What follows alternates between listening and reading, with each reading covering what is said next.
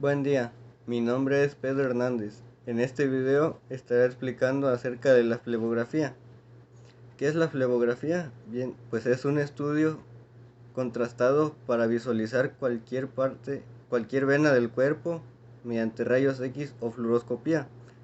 Actualmente se prefiere utilizar el ultrasonido, ya que no es un estudio invasivo y se utiliza como primera opción. Veremos un poco de la anatomía sobre las venas de miembros inferiores y superiores.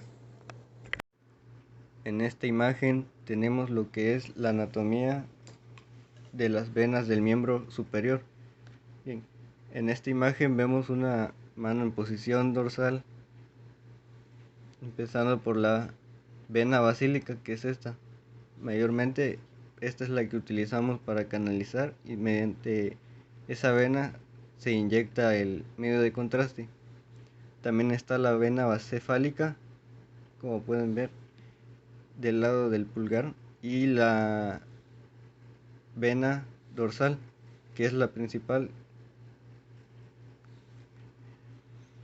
De este lado podemos ver el arco palmar venoso superficial, que se encuentra cerca de la muñeca, la vena cefálica, la vena media del antebrazo, las venas perforantes, la vena mediana del codo, las venas profundas de este lado, la vena cefálica en el surco deltopectoral, la vena axilar y la vena subclavia, que se encuentra por debajo de la clavícula.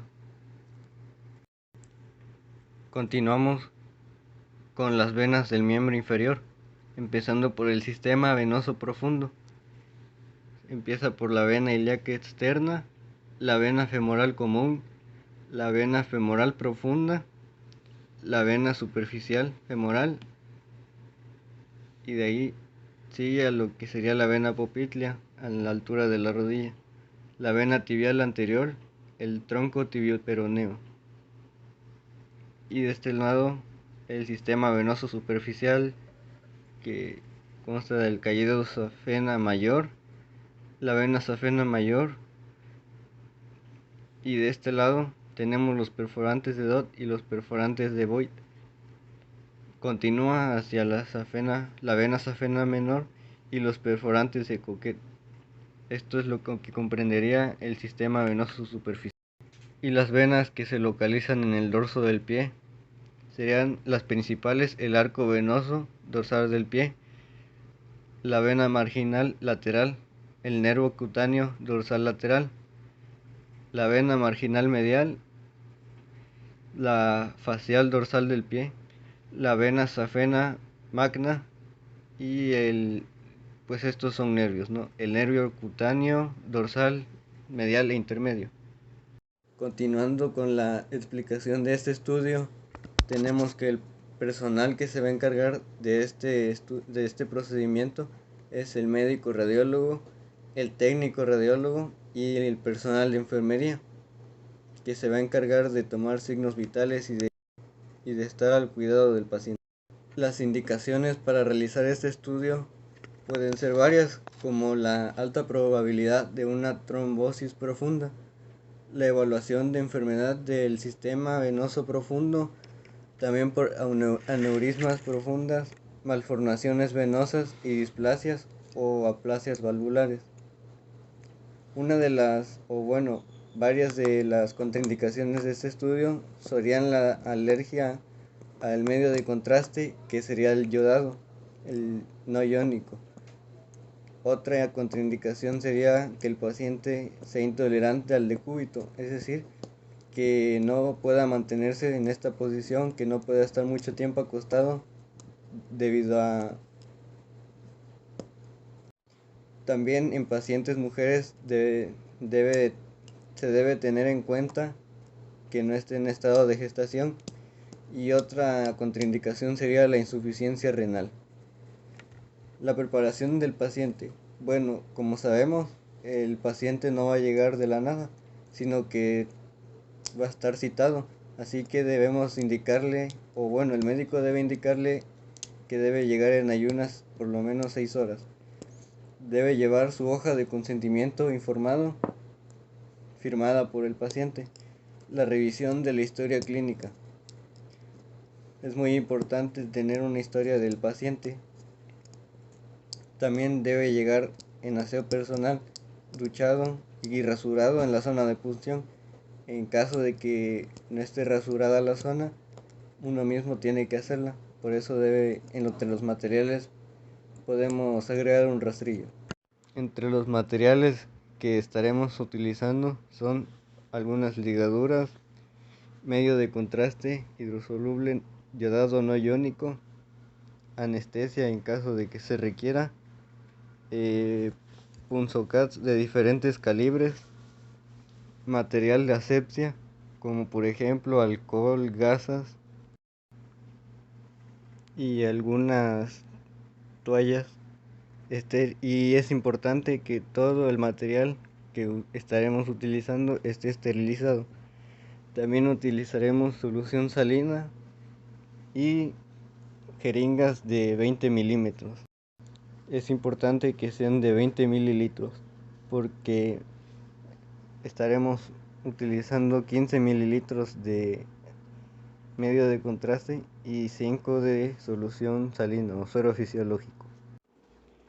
Antes de ingresar al paciente a este procedimiento, es muy importante que nos dé su hoja de consentimiento informado, ya sea que se la haya dado a algún personal de otra área o directamente aquí. Eso depende ya de la institución de salud.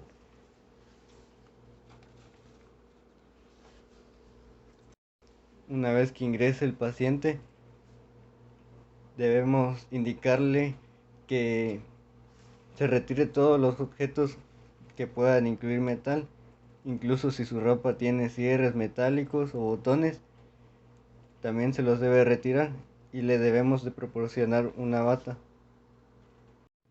Ahora haré una pequeña simulación empezando con miembros superiores. Con una aguja de pequeño calibre, que sería el punzo, se canaliza la vena dorsal. Una vez canalizada, se inyecta el medio de contraste. ¿Por qué se hace esto? Porque en una radiografía simple no podrían visualizarse las venas. Así que este estudio nos ayudará a visualizarlas. Cuando se inyecta el medio de contraste, este rellena el sistema venoso superficial y profundo. Debemos estudiar con detenimiento el eje subclavio. En caso de que el paciente venga con síndrome de cava superior, deberíamos realizar este procedimiento en ambos brazos. Se comenzará en la zona dorsal de la mano y se realizará todo el brazo hasta llegar al tórax y ver el retorno venoso completo hasta el corazón.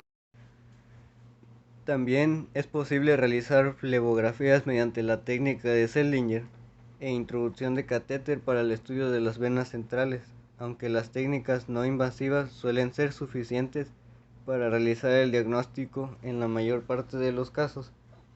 Una vez que pinten todas las venas con medio de contraste, se tomarán las radiografías necesarias, ya sea en posición dorsal como estamos viendo o lateral, de esta manera.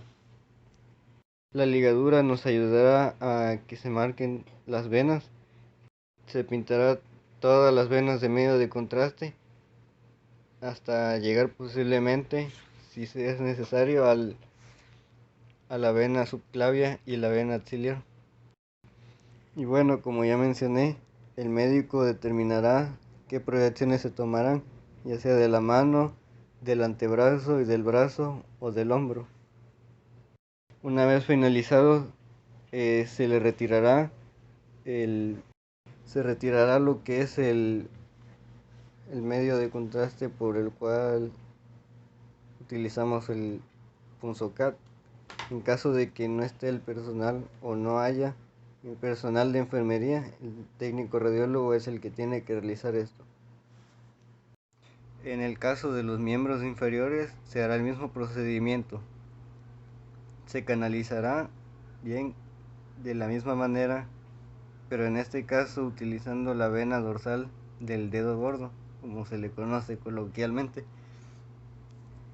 Cuando inyectamos el contraste, este sube por el pie, de ahí continúa hacia la pierna y termina en el muslo, hasta a veces hasta terminar en la parte de lo que es la cadera. Se tomarán las radiografías pertinentes, que pueden ser desde el pie hasta la parte del pelvis. Todas esas venas depende de la patología que queramos ver. La ligadura se va a utilizar a criterio del médico y según la patología que presente el paciente. También se prefiere la posición de pie para ver cómo vuelve la sangre y si hay buen funcionamiento de las válvulas o no. Esto quizás sería en una sala de fluoroscopía y el paciente tenga que estar de pie, como ya dijimos, para ver cómo vuelve la sangre dentro de las venas. Es importante mencionar que durante el procedimiento es posible que el paciente sienta sabor metálico en la boca, esto debido al medio de contraste administrado. También puede sentir sensación de adormecimiento en el área que recorre el medio de contraste. También el paciente debe de permanecer inmóvil. Es muy importante mencionarle esto ya que durante la toma de las radiografías. Y también puede presentar un ligero ardor durante la inyección del medio de contraste. Al final del estudio debemos como sugerencia decirle que debe beber abundante agua después del procedimiento para que ayude a eliminar el medio de contraste que se le administró. Bueno, este sería una pequeña simulación y hasta aquí terminaría el video.